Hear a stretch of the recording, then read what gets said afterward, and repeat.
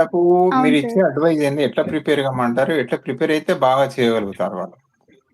హ్మ్. ఇంకొకటేంటంటే sir CTET qualify అవ్వడము నాకు తెలిసి చాలా సులభం సార్. ఈజీ. హ్మ్. ఎందుకంటే సైకాలజీ 30కి 30 కూడా చేయగలుగుతాము. వాళ్ళు హ్మ్. స్పెసిఫిక్‌గా మనకి టాపిక్స్ ఇచ్చేసారు.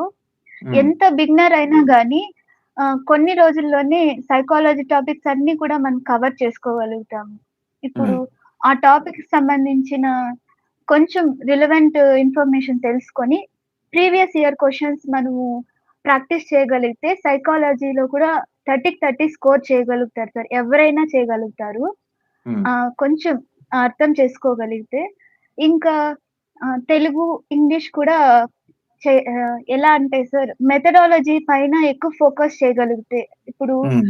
ఇంగ్లీషు మెథడాలజీ కంప్లీట్‌గా మనము చదువుకోగలిగితే, అది తెలుగుకి కూడా హెల్ప్ అవుతుంది సార్. కంప్లీట్‌గా దాన్నే అప్లై చేయొచ్చు. హ్మ్.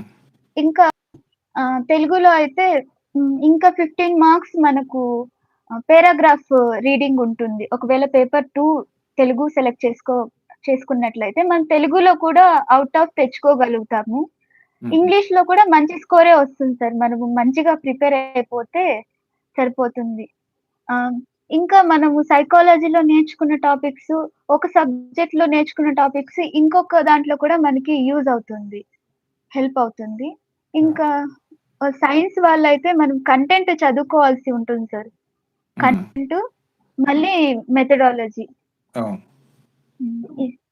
ఇంకా మెయిన్ మనము ప్రీవియస్ ఇయర్ క్వెషన్స్ ఒక్కసారి మనం చూడగలిగితే మనకి తెలుస్తుంది సార్. వాళ్ళు ఎలా అడుగుతున్నారు? హ్మ్. మనము ఎలా ఆన్సర్ చేయాలి అని ఒక ఐడియా వస్తుంది సార్.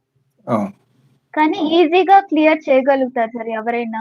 సైకాలజీ మళ్ళీ మనం లాంగ్వేజెస్ పైన కొంచెం ఫోకస్ చేసి, మన కంటెంట్‌ని కూడా మనం బాగా చదువుకొని అటెంప్ట్ చేస్తే సరిపోతుంది. ఓకే.